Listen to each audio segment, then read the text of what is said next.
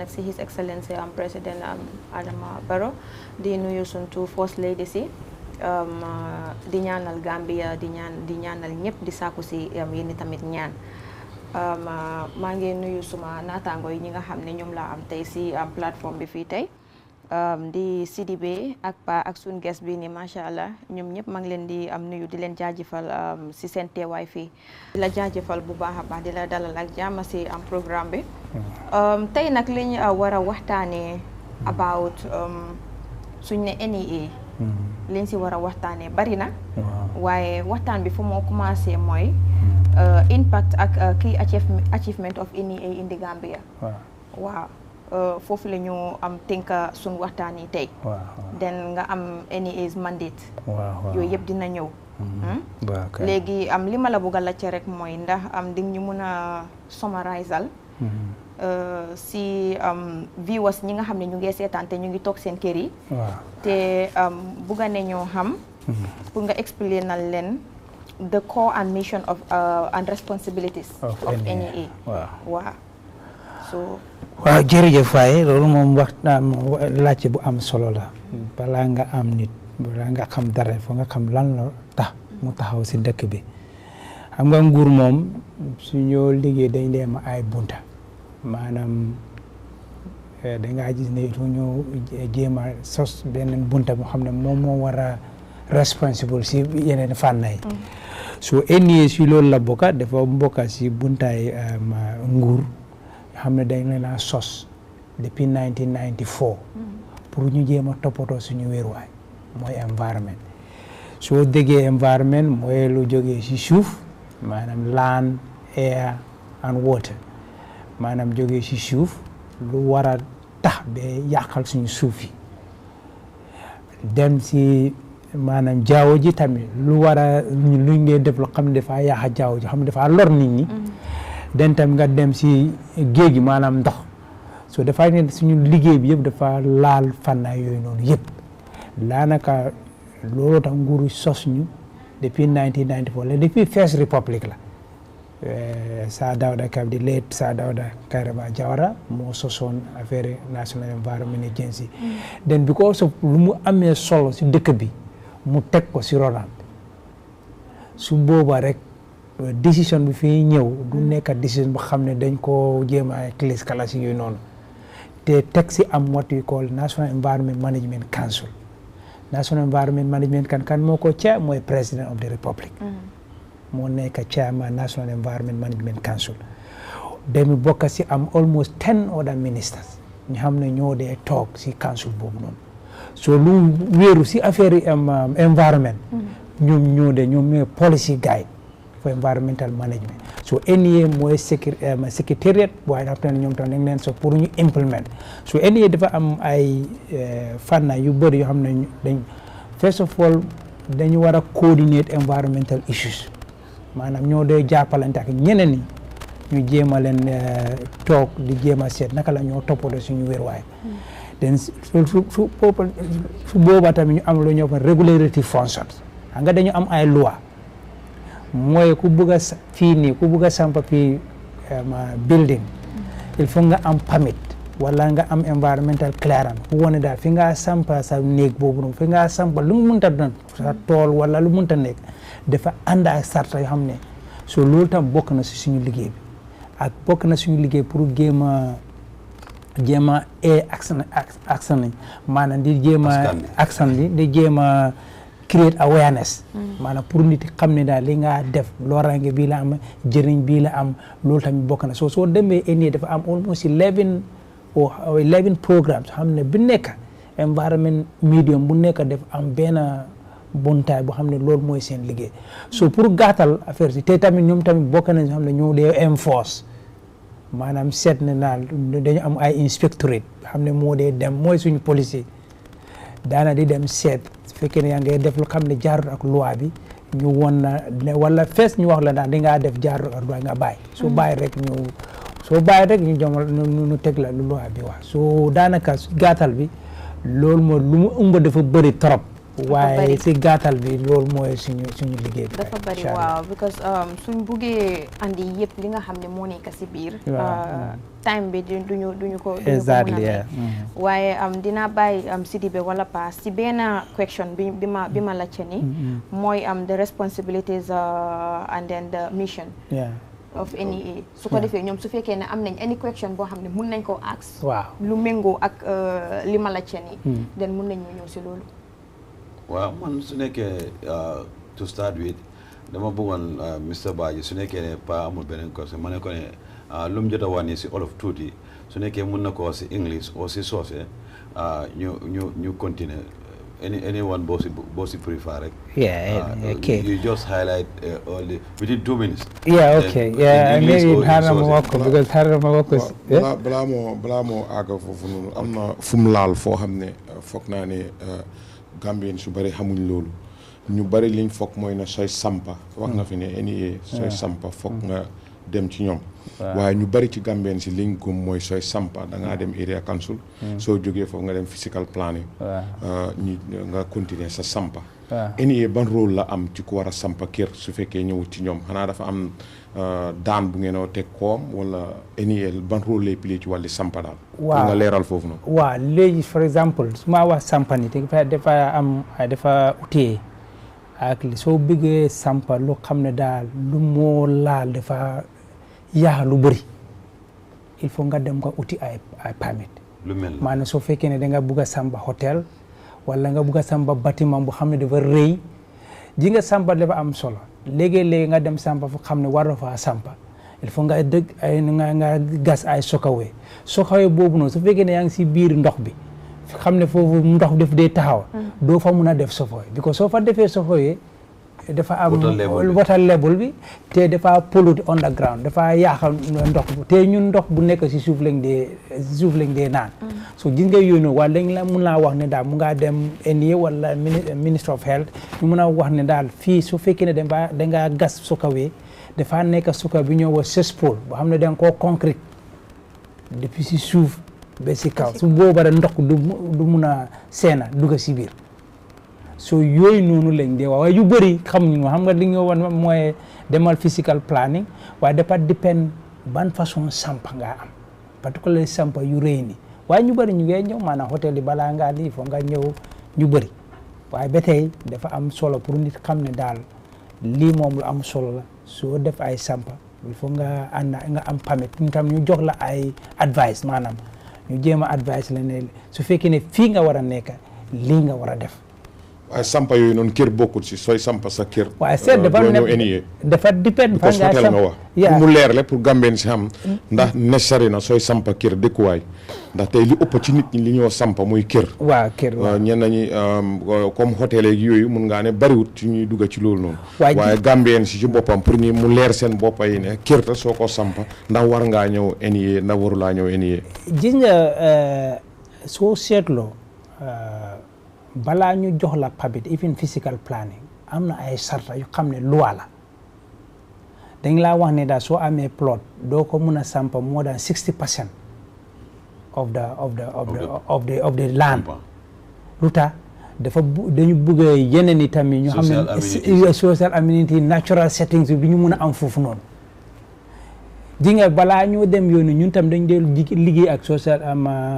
physical plan ay yooyu noonu soo ñu mun a seeta standard balaa ñu jox la dañ laa binda loolu yëpp bi ko loolu la wax waaye ba tey soo seetloo loolu day am si suñu kër yi dana da ngaa sampa ba buggee doo xam sa fan nga mun a sampa ay mango lu nekk loolu su amee NEA ban step la day jël ci loolu noonu waaye léegi ak yan exemple ngeen si defagum yi ngeenoo gis mu am wala dafa dépend waaye pour kër yi moom loolu liyoot waaye su fekkee ne petrol station na ak kër yi ak hôtel yi ak yooyu noonu dañu fekkaa def mooy dañ laa stop loolu def dee am sax dañ laa ba arrêté nga jéem a get am kayit su fekkee ne place bi because dañoo seet lu nekk su fekkee petrol station la dañoo seet ne daal yow fi nga samba petrol station ak school bi dafa xaar a jegeñ wala ak yii nii soo doo fa mun a def su boobaa dañ dee am ay rejection am na dañ leen a dinaay si loolu nga wax leen nga dem uti feneen fu xam ne foofu noonu soo fa defee doo lor nit ñi doo lor sa bopp parce que problème bi amee da ngaa lor sa bopp njëkk den nga mujjee lor ñu bëri tamit jërëjëf waaw li nga waxoon affaire yi ma wax ko si soose wala waaw si English tuuti rek non su ko leeral Sidibé bëggoon naa Fatou Mbaye balal ma bëggoon naa mbaar mi programme lañ wax mbaar mi programme soo ko waxee rek da ngaa ne dañ bëgg a message bi jàll liñ bëgg nga jàllalee moo xam ci làkka boo ko munte soo ne mbaar mi rek olof dana si gis boppam joolaa bi dana si gis boppam pël bi dana si gis boppam te suñ jubluwaay mooy li ñoo wax gambien si xam lan la ñoo waxtaani fii du gambien si yëpp ñoo dégg angale du gambien si yëpp ngaa mun a wax ci angale ñu jot message bi te ñun toogaay bi ñu fi toog pour gambien si xam lan la ñoo wax ak kiñ invite kan la moo tax am na Lamtoro News Assane Sall mu ngi ba jamani kool na ma ne ma ne seen programme bi mbaar mi programme ngeen wax te li gën a important yéen a ngi invite guest yu am solo guest yoo xam ne gambien si bugg leen a déggee ci ñoom so kon comme mbaar mi programme la nañ ko tënk ci làkki réew mi moo tax bugg nañ nga leeral ko ci soose bu baax a baax soo nga bugg ci joolaa it nga dem am problème jërëjëf in 2 minutes jërëjëf mbe baadiŋol be konton na kedan bul kontaan baade pour kana Star FM jang pour moole kacañi mbaar mi programme ye ñinin karo menke wolem NEA la do ko mumenti NEA ya gonde mum fannale kan pour ala do ko ñin so nga men foy pour ka ko sutiandi wala ñinti ko National Environment Agency masa kundale ya bunda ñi londi ya londi menka mole kan dandangol topoto ñañi a fanuta bakele katu ni ko moye mem bota bala kata tintola kata alhawala iko ye o topotoro a sembo warata bakele bare ala kumaya kama wada na ka bring na mansa follow ka bo sa dawda jawra wolle lota ko ndandangol kumaya ta bake bankoka wala tana nata National Environment Agency londi a londi tumala mena nata bula ate fon koto ate fon len chairman of the National Environment wala president men nata wala be kala chairman wala mo siran tioti mbarmi National Environment Agency so ni o botala nata minister fanan ne tombon me anon ko ila ma kango wonin dandango lam ko le sota nyoka atata le fo minister tan jama nin president man sino siran kon vice president le kasije bari bebe siran nyin konole bare na doko fa menti wala njikan dandango topoto wala nyindika aje ko dandangol nyi ye topoto pour e mol nafa bi ani yen na sama diningol fana nafa ne bota alan kana fenge me anon ka be dolal tinyala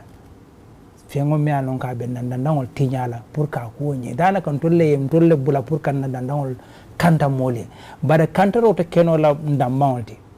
katu nka ni mol choko nyolo ka kele ni mol ka nyomi anon ko official lebe kere mi anon ko kan dandangol ba ni wol be ka do ko kele pour ka je ko be ga bulo la nyo kan dandangol topoto so danaka ninga ko anne botalan ka mun ka luwanyi men bije fanan ka ko ka je ka luwanyi e tama nyande kala nyame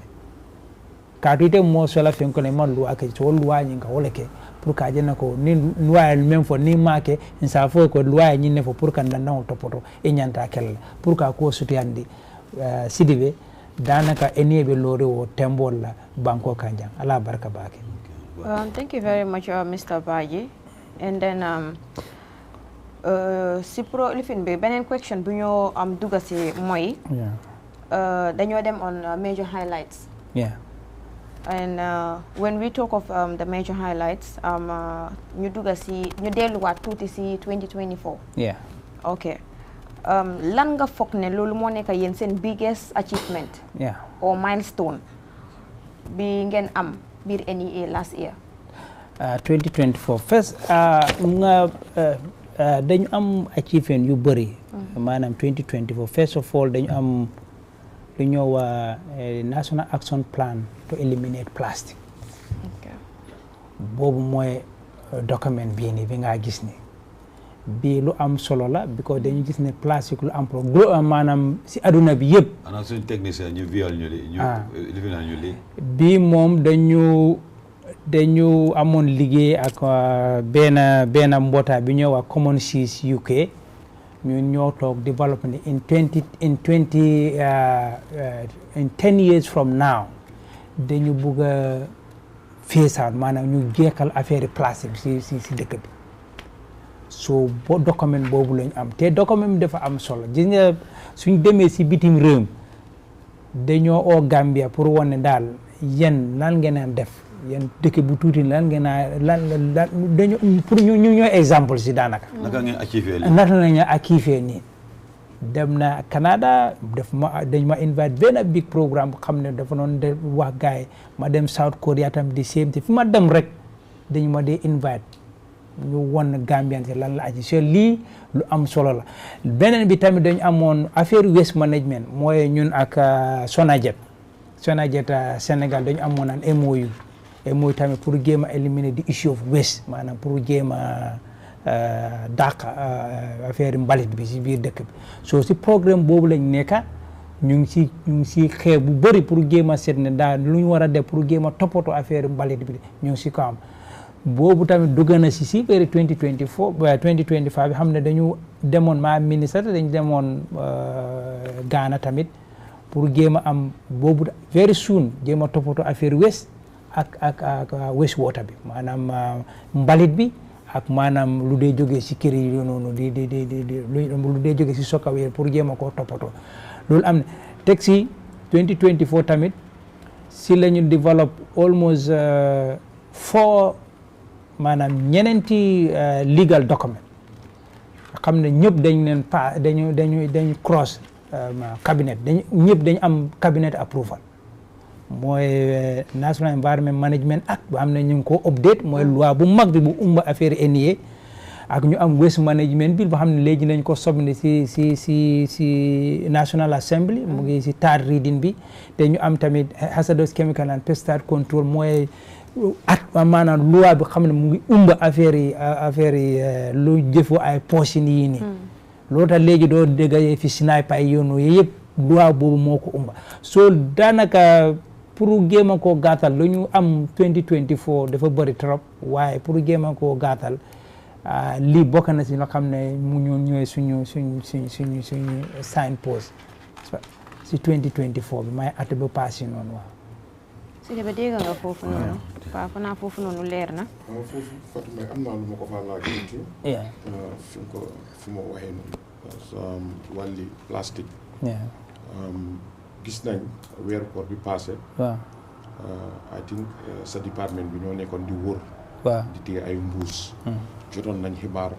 dugga ngeen siyaaraar yu waaraar. fi nekk réew mi yëpp. waaw pour téye nit ñi nga xam ne ñi ngay jaay glace. waaw nga xam ne mbuus yooyu la ñu use pour jaayee ko glace. waaw waaye ndax NEA loolu tuutiwut ci dox bi ngeen war a dox pour lijjanti mbuus yooyu mbuus yi ndax yéen a ngi liggéey ak suñ sécurité yi pour mbuus yi li ko lan moo ko fee dugal. fan la moo jaare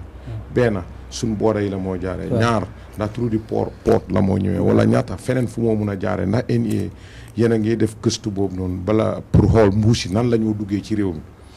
ñaareel bi mooy wàlli environnement ngeen yëngatu wax nga fi wàlli mbalit ku nekk gis na Manjai dumping place. fi ñoo tuuree mbalit bi Manjai. soo fa demee da nga faa gis ñu ngi fa sànni mbalit ay ponu moto yi nii di second hand ponu moto yëpp ñu ngi ko fa sànni waxtu buñ ko taalee area boobu yëpp nit ñi dañoo am problème ànd ba pare ci wàlli saxar boobu noonu environnement bi la tey gis nañ ne Manjai dumping place social security mu ngi fa ay xale ñoo fa ne jegeñ Manjai dumping place trop NEA lan la ban matukaay la pare pour gis Manjai dumping place boobu noonu ñu doxalee ko ci anam boo xam ne gam ñi dëkkee area boobu duñ am loraange ndax Manjai dumping place mu ngi indi loraange bu mag a mag commandant da nga d'accord waaw ok jërëjëf waay daa jël sa laajte boobu noonu am na solo trop pour jéem a wax affaire plastique dëgg plastique yi duñ dee naaw dugg si dëkk bi dañ dee dugg si entry maanaam si booda yi te loolu ta dañ doon jàppale ak security forces yu nekk si booda yi yëpp daanaka siiso yu bëri foofu lañ dee jógee so dañ dina train maanaam custom yi moom fu mu nekk ni kay dañu am ay training yooyu noonu xam ne lu fa war a dugg fii nii il faut mu am approval waaye yu bëri tamit dangaa ñu pol yi xam ne duñ dee bàyyi seen jikko léegi-léegi dangaa gis ni nga indi ay truck ay romoroko nga wane gerte moo fa nekk xam nga nit du mun a dugg si biir lii nii yëpp jéem a saaj fa nga nekkee sample so léegi-léegi si ron truck boobu noonu remorque boobu noonu si suufa suuf remorque boobu noonu foofu ngaa def ay mbuus so da ngaa gis ni ba tey am na ñoo xam ne smuggle la rek da ngaa gis fii nii yu bëri smuggle la waaye ba tey ñu ngi def lu ñu mun soo demee suñu office léegi nii da ngaa fekk foofu ne 8 tons of plastic boo xam ne dañ defoon benn enforcement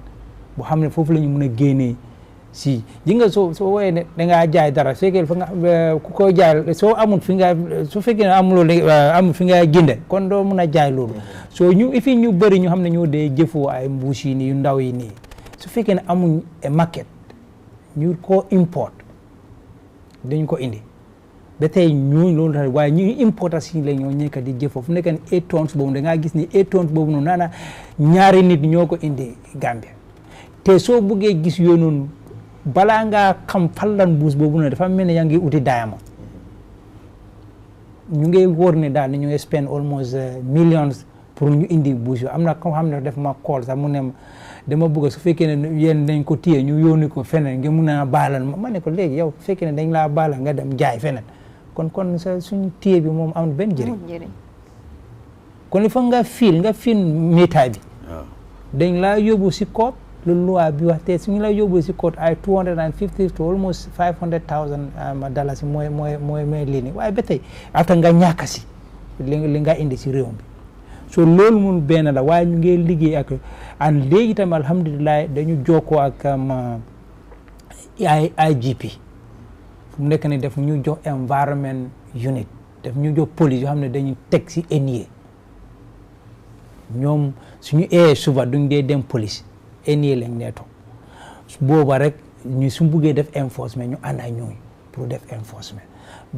xam naa ne ay texete yu bëri waaye xam naa ne in the next 1 month or so da ngaa gis difference yu bëri because yooyu tamit enforcement foo nga am resources nga am mobility waaye alhamdulilah dugg nañ si loolu ba fu mu nekk ni kay very soon mobility bi dafa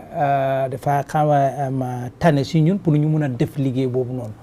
so li nga wax tamit affaire yi baakoote bi wax naa la fii nii dañu am ay MOU ak just one group of companies maanaam Friday bii nii ne dañu ñëwoon fii ñun dañu ñëwoon fii nii def seen présentation ñun ñu dem foofu nu ma ministre ak almost 10 municipalities yu fi nekk BCC KMC seen CEO yi sax du ak Brikama Area Council seen chairman ak National Environment ak National Assembly seen Select Committee on Environment 10-man delegation dañu jógee fii nii dem Ghana pour dem seet because dañu ñëw present fii nii waaye lu ñu present dafa fen ñun si loolu du mun a am fii nii sax waaye ñu ànd ak ñu dem seet si biir Ghana bi ñu seet lu ñu faa def affaire waste management ak maanaam waste water management after ñoom ñu ñëw bugg a def feasibility study def nañ fi last Friday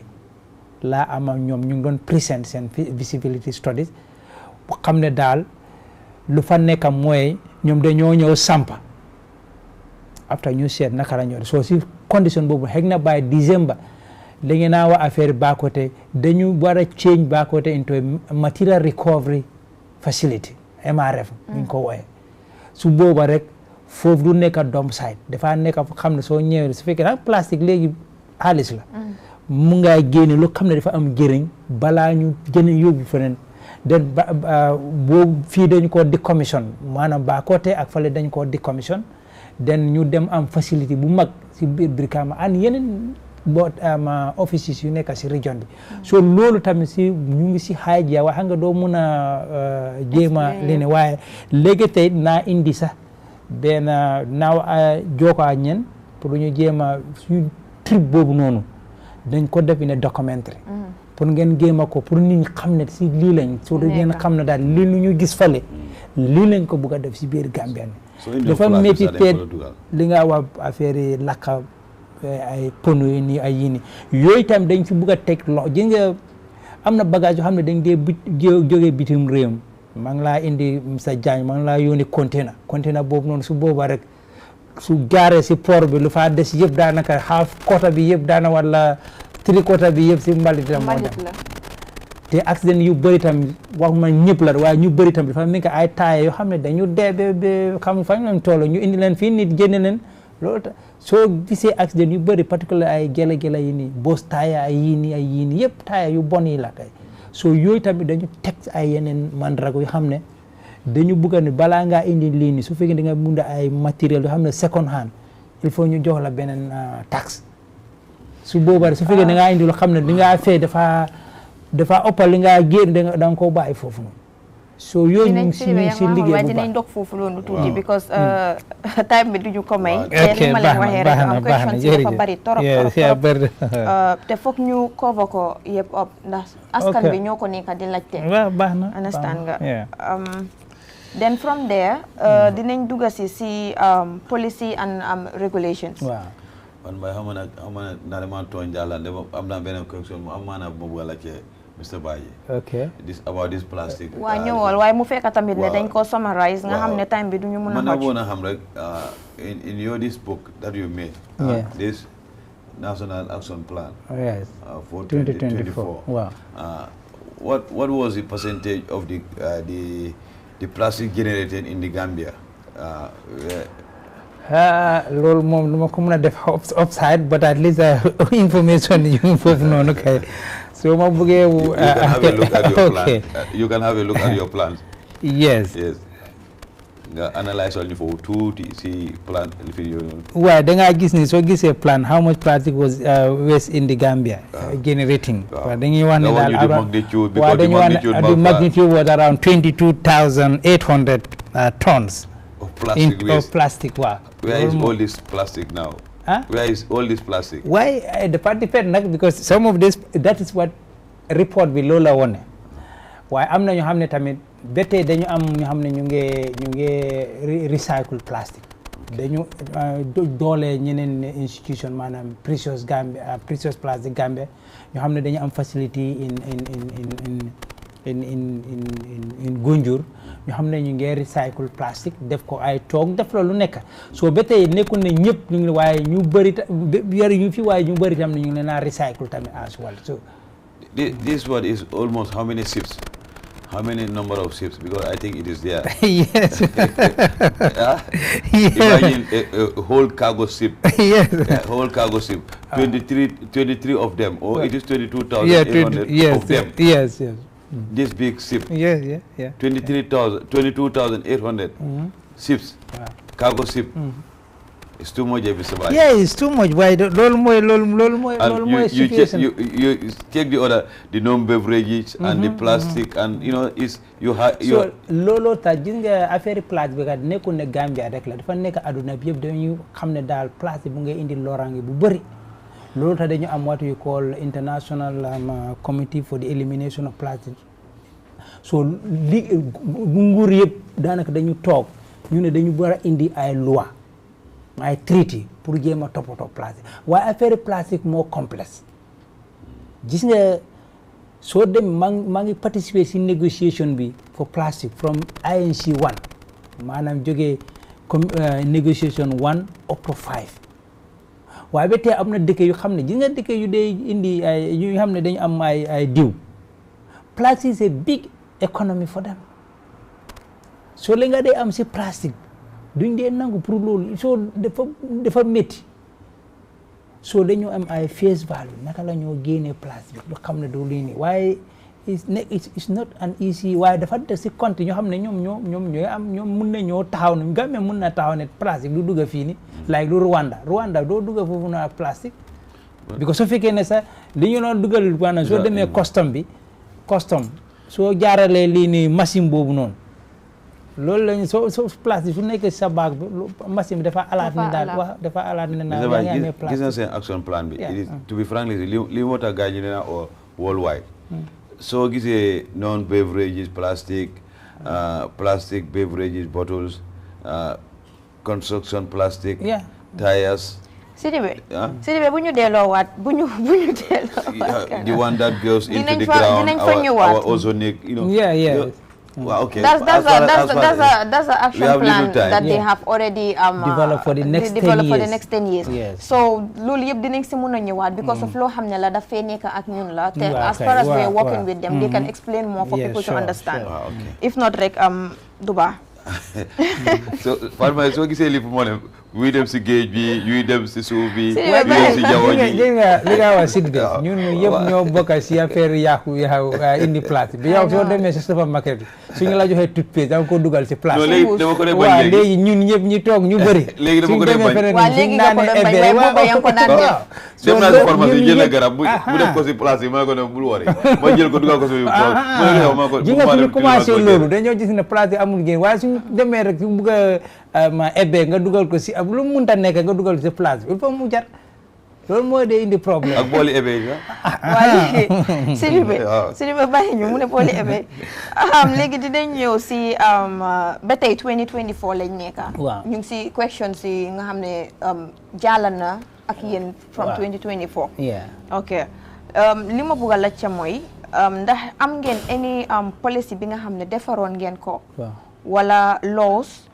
on environmental regulation that were introduced or amended in last year? No, passé loolu am because xam nga pour men law bi def dee jël time duration because dafa jël a lot of steps gis nga law yu ñoo wax ne ñu xam ne dañ leen approve cabinet am na ñu xam ne dañ leen a start since 2003 mooy wees bi ñëw sin chemical bi since 2016-17 la ñu commencé yu noonu ñëw si neema bi since 2000 so dafa jël process because xam nga soo buggee indi loi il faut mu am a wider coverage all sectors yoo xam ne dañu am solo si lii nii il faut nga involve leen ak public yi pour ñu mun a xam ne daal lii la ñëw pour jëriñu lii so ba tey waaye 2024 mënuñoo am loi bu xam ne dañ koo pass am na at least 2024 la waaye am nañ approval yoo xam ne cabinet bi ñun def nañu liggéey bi cabinet moom nakkoon cabinet mooy ministre yi maanaam président ak cabinet am bi dañu d'accord ne lii la lu am solo la pour waaye suñu d'accord ba pare ñu soo ko yóbbu affaire yi si National Assembly because ñoom ñoo dee enact laws then suñu d'accord tamit ñu jéem a indi pour président bi signé pour loi bi mun a doon so 2024 dañu mun a spécifier ñu wax ne daal loi bi la ñu am xam dañu ko endorse in 2024 okay then dinañ move on to community engagement waaw ndax NEA by any chance mus na ñëw liggéey at local community school or women and youths of groups to promote or enhance environmental awareness and action loolu mooy suñu liggéey bi loolu moom pour engage CSOs NGOs communities yi ñun sax suñu loi bi dafa dañu develop what you call local environment committee what you call the LEGs ji nga soo bëggee environment dox ñun fii dañu mën a because ñun suñu rôle pour coordinate pour create awareness so dañu am loi bi dafa ñu jox dañu set up what you call local environment committee maanaam committees yu xam ne ñu ngi si boori si dex yi ñu xam ne ñoo responsible affaire environment su booba rek ji nga ñoom suñu xamee environment naka lañ la jëriñi ku ñëw pour gémme pol bu ñëw pour dog foofu ne dañoo wax ne non doo mun a dog fi xanaa nga am lii nii xam nga ñoo jaal ñoo jaal suñu àll bi yëpp balaa ngaa dugat dañoo wax ne daal non yow doo mun a jéem xanaa da nga am lii nii da nga am lii nii so loolu moom kenn soo non balaa nga dugal si loolu soo loolu moom loolu mooy suñu liggéey te doon def ñu dimbale trop ji nga commune yii nii yu dee digga nii ni coow yu dee bëri nii bugg a def fii nii ñu ne la ana permit mi ana am nañ lii nii yooyu yëpp si awareness bi engagement lañ nekk te loolu te du teg si loolu dañ dee am engagement ak religious leaders yi in 2024 dañu am almost 3 engagement with religious leaders whether Christian or Muslim dañ leen laa ñu jéem a leen faram-fàcce affaire environnement lan mooy seen rôle bi pour ñu dem jéem a def waar yoonu si samoon si pour nit xam ne daal lii loolu def nañ loolu at least def ñu dimbale trop loolu foog na def nañ ko almost 3 times in 2024 waaye si school si tam da ngeen school si dañu am fact dañu am wala ñu lii la ñu an catch them young initiative dañu am almost almost 16 to how many schools xam ne ñoom dañ dee liggéey ak ñoom and all the time schools tam dañ dee ñëw foofu noonu buru géema ba dañu am what you call catch them young initiative boo xam ne tamit dañu jàppoo ak Ministry of Basic and Secondary Education ñu develop what you call a curriculum boo xam ne daal dañu bugg a primary school jógee primary school up to secondary school pour ñu jànga affaire yi environment loolu boobu noonu policy boobu noonu jeexal nañ si bañ koy valider so loolu tam dañu bëgg a xam ne daal curriculum bi mu am affaire environnement su booba soo xale bi su judee si loolu balaa mu àgga dafa xam ne daal lii laa war a def pour toppatoo suñu environnement bi waaw loolu is very important because si school si la yëpp dee xewee ak si marché yi nga xam ne foofu la jigéen ñi dee nekk because tey soo ko seetloo soo demee si school si yëfi mbuus bi nga wax ni li ci ëppa doole mbuus yi foofu la dee gën a bari foofu la ñoo jaay ebay foofu la ñoo jaayee IC ak yooyu noonu so it's very important pour ñoom tamit ñu xam about their environment and how to exactly so loolu moom ñu ngi koo def loolu dañu am what you call environmental communication and education wax naa la yéen dafa am almost ay fukki bunta wala lu ëpp loolu. nga def fukki bunta ak benn waaw waaye dafa am bunta bu xam ne mooy environmental education and communication. That awareness and working with schools to ensure that and other communities to ensure that environmental issues are so loolu dafa amoon doole trop si 2024. Mr. Baye. Waaw. Send engagement with the community as schools. Yeah. What are the strategies that you put in place for those things? léegi yeneen schools yi sax fu mu nekk ni yaagut noonu sax dañ leen a supply ay jumtukaay yoo xam ne within the schools su booba rek pour xam nga doo mën a wax ne defal ni waa loolu moom sax last time dañ leen almost school yu bëri ak communities yoo xam ne dañ leen a wax ne daal li ngeen a war a def après ñu supply leen bagage matériel si pour jéem a support ay wheelbarrow ay lu nekk loo xam ne mu ngi koo jëfoo pour jéem a toppatoo seen environment bi kay dañ ko dee def waaw jógee si wheelbarrow dustbins lu bëri rato lu cutlass tamit bokk na si waaw ngeen def lu nekk waaye pour dog ñax yi waa du garab yi Sidibé lu mu laajte rek am na lu si rax Fatou Baye ma léegi Mr Badji waaw su nekkee man su ma nekkoon si yéen exemple pour xale yi gën a mun a comme noo leen di kàjjam yow pour mu gën a am impact dafa war a nekk a sort of a competition si school si like the Greater Banjul schools ñu am a competition which school is the most cleanest school within the region mu am a prize bi nekkul comme xaalis ak yooyu waaye dafa nekk a bigger supply of equipments or a bigger supply of school materials or a bigger supply of motivation like NEA mu ne school bi su nekkee yéen a gën a set within the combo yéen a am dañ leen a jox at least 1 or 2 sponsors. loolu am so bu njëkk ba NEA dañ amoon what you call environmental award scheme. dañ dee dem si dañ am suñu lii nii dañ dee am environmental award scheme xam ne dañ dee target school si the whole country bu njëkk ba. waaye loolu tamit nga fii moom dafa nekkoon xam ne benn projet la moo ko doon def ñu luñ dee def mooy maanaam during World Environment Day dañ dee oo school si ñu ñëw ñu jox leen competition boobu dañ leen a laaj yeneen question xam ne dafay dendoo ak environment yow ñu gën a so after ñu jox leen ay prize so loolu def ko def in June or so World Environment Day waaye pour award scheme bi boobu tamit bokk na suñu plans loolu du nekk sa lii rek la dañ ko bugg a def comme ça lii dañ ko bugg a def si yeneen institution si sax pour jéem a follow up ñu seet ban moo gën a den at the end of the year ñu joxe what we call environmental award loolu bokk na si suñu plan loolu xalaat boobu waaye bu njëkk ba nañ ko doon def waaye fu mu nekk ni léegi most of the time dañ dee def award maanaam competition during the international environment day waaye loolu tamit bokk na suñu xalaat bi pour jéem a am that award scheme. Okay. dafa bokk si school si tamit the general particular si community ak also institutions. Hospitals and si all booba that. rek ñu am a very then dinner. you kill one stone. Yeah, with many bars. a dinner where ñu na invite nit ñi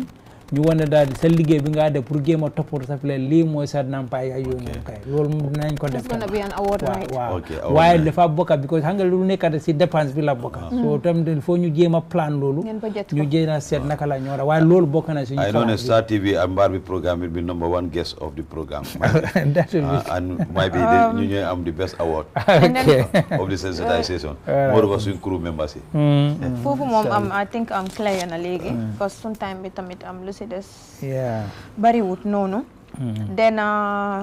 fu ñoo ñëwee rek mooy project and partnership. waaw ndax am ngeen any details about any major environmental projects or partnership implemented in 2024? For instance, reforestation, coastal management or waste management initiatives. waaw dañoo wax ne daal am na projet yoo xam ne dañ xam nga projet daf day jël temps maanaam am na duration maanaam so dañu dooroon yeneen projet yoo xam ne ba tey ñu ngi si implementation am na ñoo xam ne dañu war a jeex sax 2024 dañ leen a extend am na ñu jeex 2024 in coastal management maanaam GCCA plus with the support maanaam EU ñoo fond yooyu noonu jéem a toppatoo suñu wéeruwaay si boori tefes bi ak yooyu noonu den ñu am beneen projet yu ñëw UPOPS ñoom tamit bokk nañ si yoo xam ne ñoom tamit dañu war a phase out in 2024 waaye tamit bokk nañ ñoo xam ne ñu affaire yi mbalit ak yeneen chemical maanaam PCBs liggéey ak naweek ak municipalité pour jéem a toppatoo sa daanaka bagage yu bëri ñu dee jon nit ñi si yooyu lañ dee jóge maanaam samp ay dump site si la soo demee Soma dañu am dump site soo demee Makati dañu am dump site yoo xam ne ñoom ñoo leen a sampa so tam da nga am beneen projet bi ñoo waan Jeff 6 boobu tamit dafa bukkat ci afforestation on the Jeff 6 global environment facility man tur bi boo xaw a yaatu waa dañ ko dee gàttal waa Jeff 6 ta dafa mel ni funding window bi la mooy Jeff 6 waaye tur ma de ko laan seen ecosystem something tur bi dafa xaw a waaye boobu tamit bokk na ci xam ne projet ba mu ngay dox tamit pour jéem a toppatoo waaye gannaaw loolu in 2024 tamit am nañ almost 4 or 3 or 4 project yoo xam ne dañ leen approve bokk na si climb boobu tamit bokk na si xam ne ñu leen approve pour jéem a toppatoo suñu urban resilient project ñu ngi ci project development dañu am ñu Great Green Wall tamit boobu tamit dafa bokk bi xam ne dafa war a toppatoo sa affaire écosystème bi environmental écosystème bi tamit in 2024 ñu am tamit ABS boobu tamit pare na sax ñu ngi war a commencé ñu ngi recruit nit ñi tamit bu commencé la mu yàgga waaye 2024 la affaire su gën a lii nii kay dañ ñu ñëw la ñu am farm projet tamit boobu tamit dañoo liggéey ak FAO tamit pour jéem a topp so at least in 2024 dañu am positif am na at least 4 projets yoo xam ne dañu war a ñëw pour jéem a toppatoo affaire environnement si biir Gambia fii nii kay. ok man soo waxee projet rek dama dee xaw a xam nga naka lañ ko dee mën a waxee daf ma dee irrité tuuti. Gambians are very good in project writing. But implementing it is our problem. So anywhere in the world. Gambians who been a project, even Kuneka kindergarten, sir, I think we are born with it. I think we are born with it. But Sunya Lake for me, yes, the project is approved. Now implement it is our problem. It's our problem. Hope like the 2024 projects, if you have to percentage it, what is the success? Well, it will be difficult for me to tell you, but if you go to climb, because climbing ne could fee Jeff 6 mom ne could ligue way so demé bor CRR not nga laaj len fan lan climb lan la fa def siyaaraat no I should not ask dama war a dem rek gis ko waaw loolu laa wax nii because ñoom léegi soo demee sax soo waa siyaaraar la pas siyaaraar ban dëkk la war naa mun a xam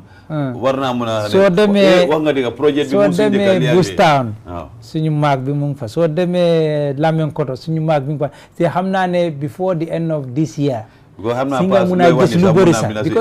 dina ko jaal waaw waa siyaaraar ñu wax projet in siyaaraar mënu la fàttali ko loolu moo wax na Bustown moom area boobu laa jógee waaw léegi Bustown dañ la dañu boobu laa jógee exactly Bustown soo fa demee sax lu ñu bëgg a xam nga seen dañu am forest dañu bëgg a def am na lodge bu ñu leen samp foofu noonu because dañu bëgg a pour ñu bàyyi di jëfoo si forest bi so dañu leen a create a kind of eco lodge then after ñu dañoo war a create tam benn bridge xam nga dañu am waterway bu cross noonu dañu war a create forest ku ñëw pour jéem a seet dëkk foofu noonu mun naa dem pour seet yeneen yi ni si other side of the by crossing that stream so eco lodge bi pare na waaye bridge bi moo des te bridge bi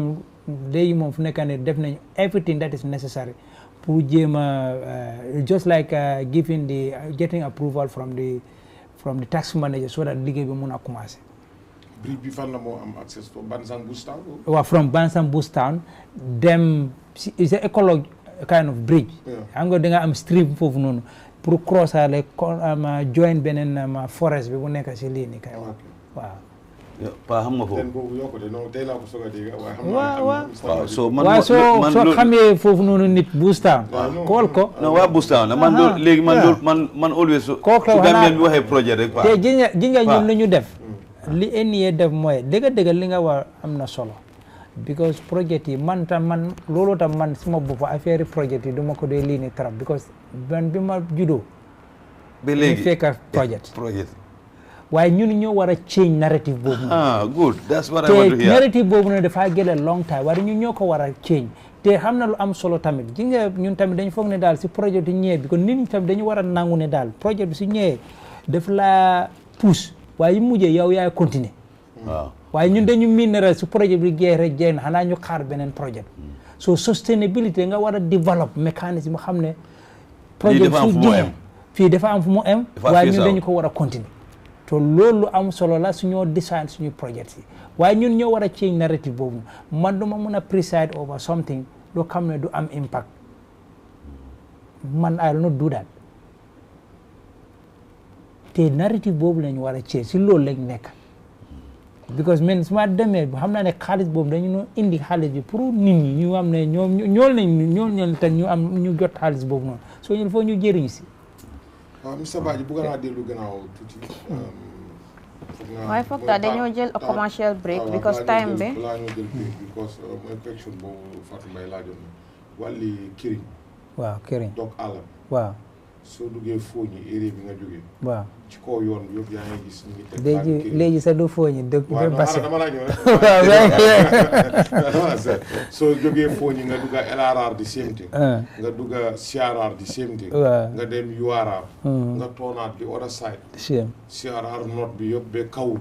yaa ngi gis ne këriñ bi ñu ngi ko display ci kaw. fi nekk waaw. NEA ci boppam. yan matukaay ngeen oo jël ci loolu ndax seen loi bi nangu na ko te këriñ bi ci biir dëkk bi lañ koo dogee. wóor na leen ne. fuur yëpp suñu àll bi la gaa yi nekk di dog. di ko def këriñ. so léegi yéen. environnement ngeen wax. waaw àll bi xanaa itteelut leen. waaw dëgg. kon nga ma sa wax boobu noonu rek. gaa yi NEA dañoo jógee train ñu jaar si yoon bi jënd këriñ ñëw. waaw good mbir la moo xam ne yéen a ko gis ci ok dañoo jógee train waaw loolu Mr Badji am question boobu noonu di nga fa dellu si waat léegi nii rek we have to go with this commercial break because baax na Jah Oil Company indil nañ leen juice bi dàq ci juice bi nga xam ni say bokk naa ne rek tàqamte ko muy ñaari xeeti juice yoo xam ni adduna bi yëpp ràññee nañ ne moo dàq ci juice yi muy Spark ak Vitanic fruit juice high quality fresh fruit juice la nga am gan foo ko mën di dugal ci sa biir fri bu tàngee neex bu seddee neex fruit juice bi mooy juice bi ñu doon wër am na bépp flavor lu ci mel ni mango orange pineapple peach ak guava pour bégal suñuy client mooy suñu mbégte te juice bi natural fruit juice la Jah Oil andil na leen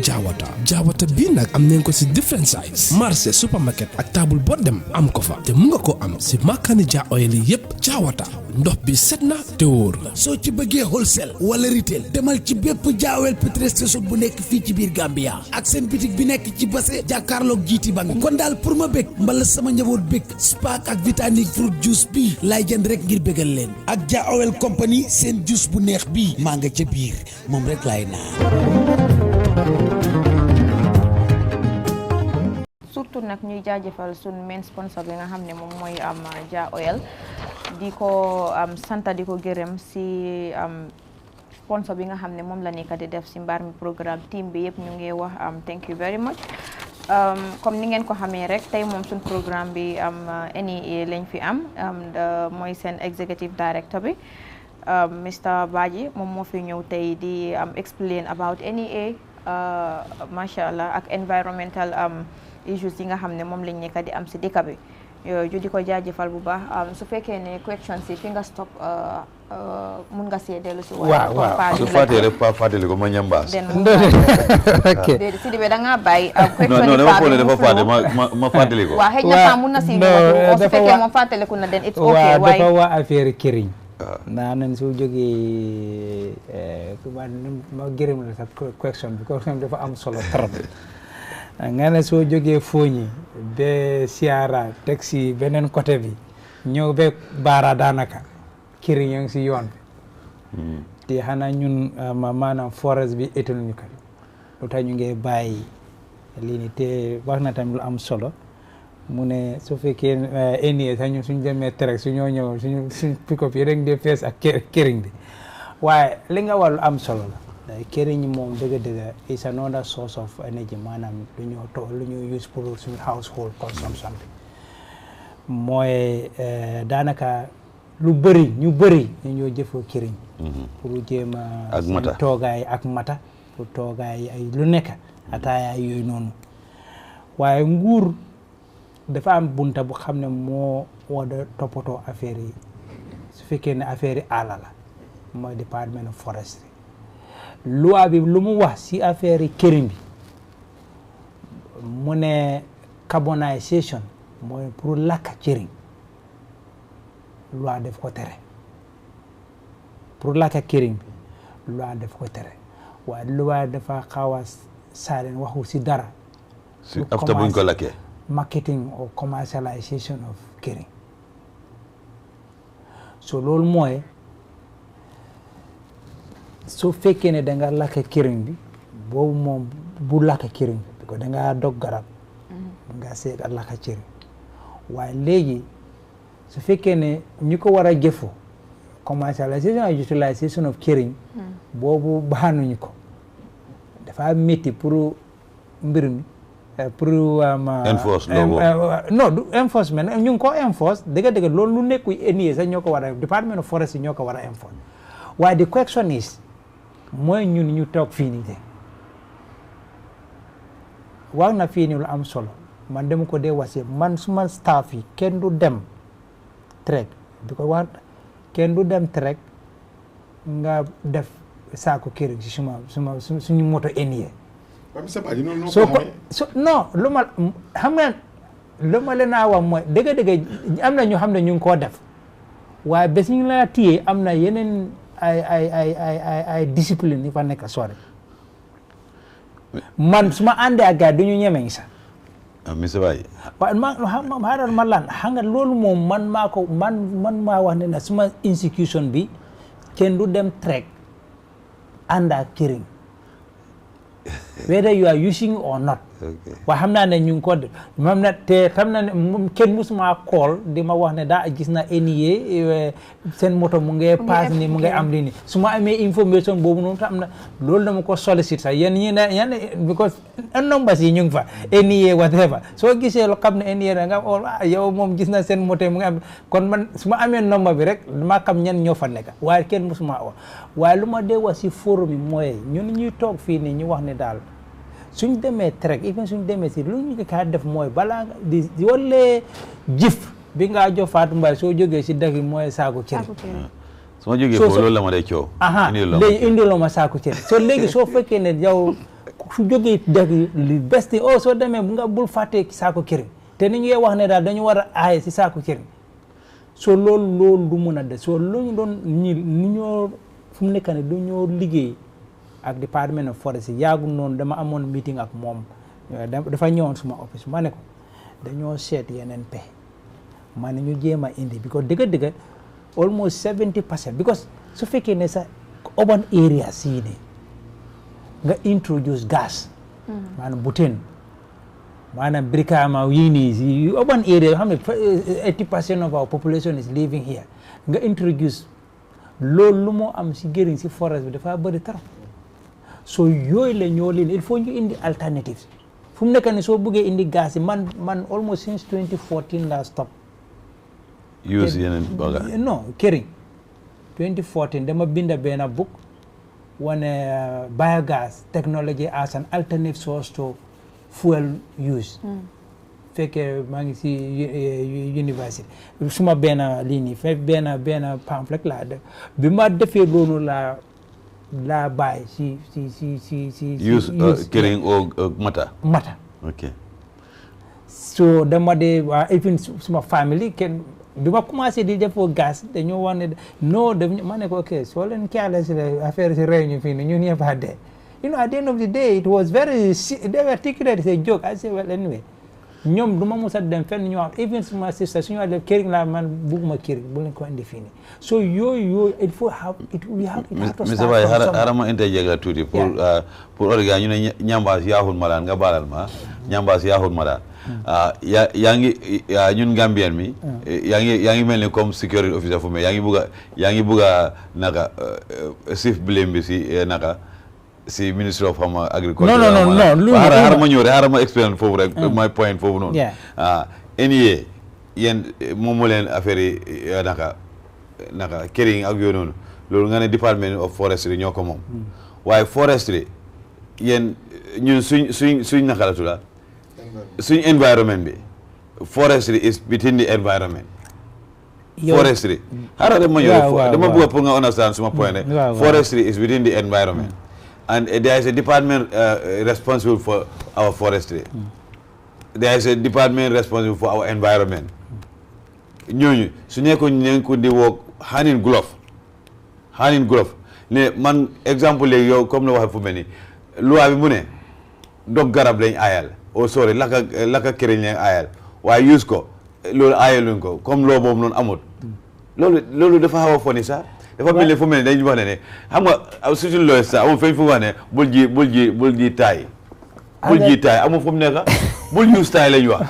lu use taay fii loolu lañ wax waaye bul ji taay waxuñ ko waaw moom dafa mel ni waaw dama exemple lay wone rek ko laajte dafa mel ni moom si boppam mu doon jéem a emphasize on that waaye olof bi xëy na ni mu ko expliqué olof bi moo baaxul waaye moom li mu doon yow li nga nekk di laajte nii mu ngi laa wan ne loo bi ñu ngi wax ne buñ lakka këriñ ak dog taati garab waaye nit yi ñu ngi koo use comme këriñ bi people are using it so moom mu ngi la bëgg a expliqué foofu noonu waaye da ngaa gis ne olof bi si boppam moom moo man understand a point very clear point la fa def Mr. Baye you made a very good point xaaral ma leeral la lu leneen gis nga nguur soo indi beneen bunda def dee indi beneen institution xam ne moo co-responsibility waaye léegi ñun lu ñoo def mooy ñu liggéey ak ñoom pour njëem a seet léegi seen direct bi loolu laa ko doon wax léegi lan la ñoo def because man suñu gisee kuy lakka këriñ dañ ko dee lii nii dañ ko dee stop loolu def dee loolu ñu yóbbu leen lii nii waaw loolu lañ ko dee def fii nii sax su ma gisee ku lakka këriñ we take those steps because we are supposed to enforce all kind of laws but there are actual institutions xam ne ñoo dee taaw bés bu nekk pour jéem a seet ne de loolu waaye the problem is yow da nga war a si the long term cry tamit wax naa la almost 70-80% of our population use këriñ. 90% kay. ok soo fekkee 90% te ne ñu bëgg lii nii ñeneen day toog. man sax damaa sofa léegi yaa ngay wax la xam ne yow sax da ngaa sofa soo xam naa ne balaa nguur tamit dañ dee seet lu bëri daf dee bu ñoo def dara dañoo seet lu umba lu bëri. su booba su ñoo commencé leneen naka la ñoo def su ñu commencé di ko enforce. fekk alternative amut. fekk alternative amut. kon total destruction. affect population. so yooyu da nga war a dëgg da nga war a xamee ko noonu because ñun tam dëgg. si dëkk bi ngeen dëkk. si dëkk bi nag so ñu am di same family ñun ñëpp ñu ko bokka te man mun naa am njëkki gaz. waaye am na ñu bëri amuñ njëkki gaz. because mata yomb na $5 $10 $20. waaye ba tey soo seetloo mata ak këriñ lorange bu mu am si nit maanaam particularly suñu waajur yi ñu xam ne ñoo dee tooga all the time heat boobu li nga carbon bi nga inhale loolu those kind of carbon monoxide bi nga inhale because of the burning loolu soo ko seetloo am gaz moo gën ak taale waaye ba tey because gaz bi first they look at the security safety aspect balaa ñu dugg si lii nii ñu comme si cost aspect so da ngaa kër loolu pour nguur su ñëwee pour jéem a dimbal xam ne su fekkee ne at the beginning ñu jéem a cette stratégie pour jéem a ko yombal su boobaa su time bi demee mu continuer noonu fekk nit accept nañ ko waaye it's not easy to also come because gas company Gambia people are using firewood waaye teel a gën a garaaw sax Mr Badji xam naa balaa Fatou Mbaye ñëw yaa ngi wax comme ni forest soo duggee région bu nekk ñu ngi fa am forest camp waaw forest waaw am nit ñu fa teg pour ñu war a saytu wàlli àll bi waaye man suma gis-gis suma xalaat forest yooyu noonu dafa mel nii ne ñoom lañ fa toogee tooguñ fa pour sàmm àll bi te àll bi ñoo dog ma tayaang leen romba par exemple tey dimba sooy ut dimba soo see di ko wula ko na duutoo waaw dimba su nga ko tegoon sarax ne nga ut ko ci àll bi doo ko gisaat dimba bi yëpp dog nañ koy si ëpp soo doy ñu ngee daanu ci yeneen garab yoo xam ne yëpp ñu ngi lenoo daaneel te dimba kanima dimba ñaata at lay dunda ak dimba màggaayam bi ñaata at lay jël ñu ngi am forest yi région bu nekk soo demee Same ñu ngi fa am forest kam ñu ngi am ñuñ teg foofu provider leen motorbikes yoo xam ne pour ñu war a waaye dafa mel nii ndax NEA yéen a ngi gëstu lu tax ndax forest yooyu noonu liggéey yi ñu war a liggéey foofu ñu ngi ko liggéey parce que àll bi ñu ngi koo dog te moto yi ci yoon bi la ñoo jaar romba police yi romba PIU yi romba ñëpp romba gars seen staff yi daf laa urne banta lañ ëpp ñeneen ñi te guddi man Mr Badji I tell you the reality man I do travel night time soo jógee par exemple Bansang guddi yaa ngi ñib si fii nii truck open truck nga daje te truck si yëpp banta yu tooy lañ ëpp te check point yi la ñoo romb léegi environment seen sa département bi yi yëpp ndax da ngeen pare toog teglante ay loxo nii rek nga gis ne àll bi jeex na tey soo duggee Kien Mr Badji North Bank bi nii da ngaa xool dëkk ak dëkk doo gis garab garab bu mu foon before garab bi yëpp dañ ko dog tey fu am développement bi am yoon rek àll bi yëpp dog nañ ko I remember julli weeru koor bi adresse naa suma waa area Tabanaani musu ñoo am yoon am nañ yoon bu dugga foofu waaye tey soo duggee ci yoon boobu trop si ngaa gis ñi ngee dog banta yi di eb so at the end of the day lii ñëw Kiang wala North Bank mooy ñëw ci ñun dëgg la sa point bi dafa am solo te xam nga bunti forest bi ak bunti Department of Parks and Wildlife si ron Ministry of Environment la nekk gis nga fu nekk ni li nga wax ni tamit government ñu ngi soo gestu bu baax particularly current Minister of Environment loolu daal soo seetloo tamit li joytu bi nga wax nii ba tey ñu ngi jooy dañu am ay staff si biir offices yi pour jéem a toppatoo affaire environment waaye garab bu ngay dem rek soo seetloo am na yeneen maanaam ay changes ay soppante yu am si Department of Forestry nekk ni dañu indi benn soldat waaw xam ne dañ ko xam naa ne xalaat boobu noonu xëy na suñu indee yeneen ni maanaam change phase bi ay yooyu noonu xam ne bi te different background mun naa indi mun na wax ne daal ñuy liggéey forestry nekkul di def seen liggéey xam nga loolu du ma ko mun a def te ñu bëri tamit bokk na ñun ñu fi nekk ñu fi toog si dëkk yooyu noonu léegi nit béyatut ñu waxante dëgg tamit nit béyatut suñ demee foofu noonu ku nekk daal foog ne daal kenn soo mooy sa tool bi thank you very much so léegi sa alkaali bi bu nekk sa Tabanaani sa keneen ku nekk kër Malick keneen ku nekk kër Fale ñoom yëpp ñu ne àll moo seen tool naka la demee because foofu is the cheapest te nga gor ñaari lii nii nga dem dog ko nga am lii nii loolu Fale moo da ngaa toog for almost 6 months dañu waxante dëgg bi ñu problème sa si ñun la nekk because fu mu nekk bu njëkk ba nit dañ dee béy waaye léegi nit béyatut waaye dama foog ne Mr Badji problème bi mu ngi ci ñun Mr Badji baal ma la problème bi mu ngi ci ñun waaye su nekkee ne forest baa ngay def seen liggéey forest bi ñu yóbbu ci area yooyu noonu ñi ngay def seen liggéey téye nit ku dog benn dimba ñu yóbbu la koot baykat boobu noonu nga caaj ko 10,000 15,000 koot bi caaj ko loolu keneen yéeg ko du xalaat pour dem dogi banta waaye kii dog banta forest bi gis ko xëy na moom am na lu mu koo koppal ci ron rek am na ñoo xam ne te man ay got information am na ñoo xam balaa ñoo dog garab suñu gisee ay dimba yu ñoo dog dañoo dem waxtaan ak forêt bi ba pare forêt bi jox la goo xeet ne la demal dog wala ban time nga koo génnee yooyu noonu Mr Badji di laaj nañu def si liggéey bu mag Mr Badji waaye ji nga loolu loolaa doon wax ji nga liggéey il faut nga soo jiitalee affaire yi xaalis léegi-léegi moo dee indi lii nii moo dee indi problème yu wari nekkuma di leen lii nii bi ko xamal seen liggéey bi naka la lii nii waaye maanaam coow boobu noonu mu ngay am waaye ñun ñoo ko dee ji nga sàcckat wala lii nii il faut nga am ku nga who to collaborate because ñoom dañ dee wax ne daal balaa ñu jox la kayit affaire dafa war a jógee si alkaali bi wala chef bi balaa ñoom ñu jox la because process moo fa nekk chef moo la wax ne daal dañu bugg a dog fii nii because dañu bugg a sampa juma dañu bugg a sampa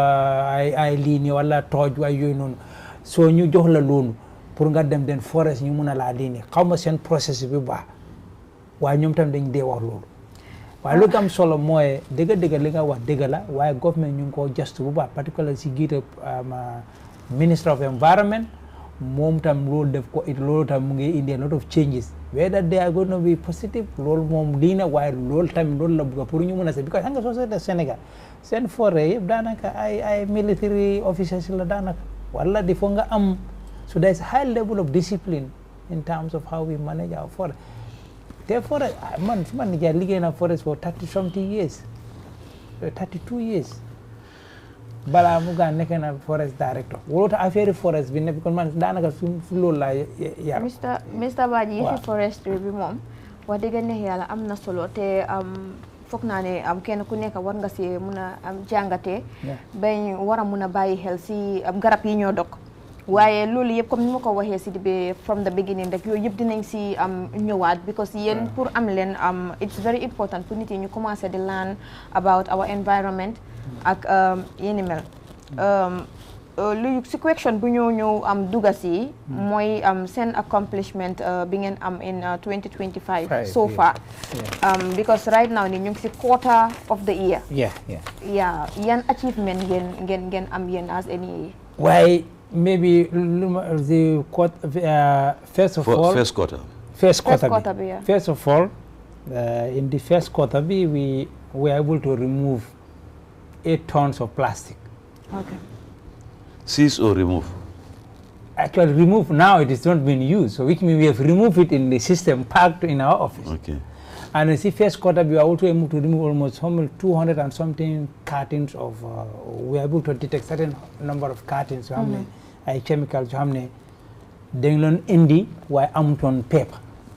moom sax dañ ko defoon si TV ñoom TV sax dem nañ foofu noonu pour wane daal li warta duga si biir dëkk bi fekkee amuloo kayit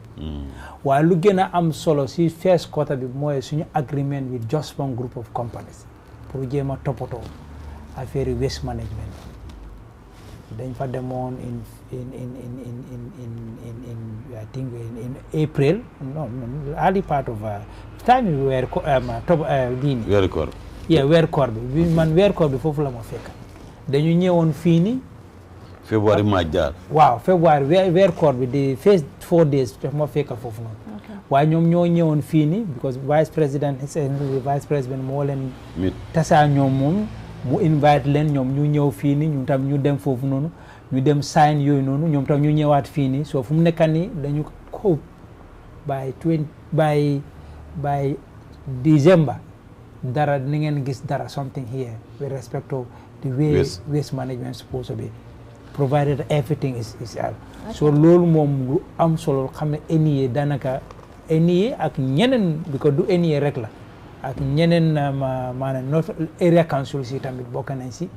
jógee si KMC Brikama Iraka ak honorable ministre bi tamit bokk na xam ne suñu neexee yàlla si jiital honorable ministre ak vice président bi ñun mun nañoo loolu mun na am fii nii balaa di turn of the year. Yeah. All right, thank you very much. The other question is ongoing initiatives. Are there any programs currently being implemented that are building, let's say, on the momentum of last year's success? Yeah, actually the whole thing about the agency's work is basically benchmarking what has been achieved and progress, and also work towards other things. So essentially there are because in latter part of 2024 we had that collaboration with the police where they gave us a whole police unit to enhance our enforcement capacity, and this is something that we are very much grateful. So loolu moo ñu ko lini trop, and then now we'll see, because we also put almost all adverts, to say almost 8 press releases pour one nit ñi kay from going forward in 2024. I call 2025 year of enforcement. That is the declaration I gave, to ensure that environmental issues will be enforced. So it's an year that is going to be very much followed with a lot of enforcement as far as we are concerned. And those strategies are being put in place, because we are working with other institutions to support on the mobility, and then we see what needs to be done. So loolu moom ñu see all the gains that we have in other aspects has to be, in addition to implementation of or trying to develop some of the projects that we have that I mentioned that we are working on as of now. Yeah. Okay, thank you very much for that answer. And then the time is not allowing us to continue with all the questions that we have.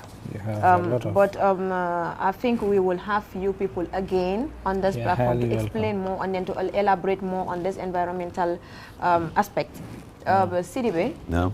léegi lu ñoo def rek mooy we only have 5 minutes to go. So ci biir 5 minutes boobu noonu mun nañoo am tàggatoo. Then from there ñu round up. Then I'm not yeah, we only have 5 minutes to go. Okay, ma suñu viewers yi jërëjëf ku ñu am fii tey moom dëgg ku baala ku tabela ku yaatu la di jaajëfal suñu technicien yi tamit di jaajëfal suñu boss yi commencé ko si CEO bi ba si suuf ñun mu si gën a tuuti di jaajëfal suma jabar tamit mu nekk si waañ bi fu mu mel nii ak maa bi suñu ñaari first ladies fële Fatoumata Bah Barrow ak Lady Sadio ñoom tamit dañu ne seetaan ak His Excellency the President and my entire co-worker commencé ko suñu commander State House ba the last person maa ngi ne origay ciao si yéen yëpp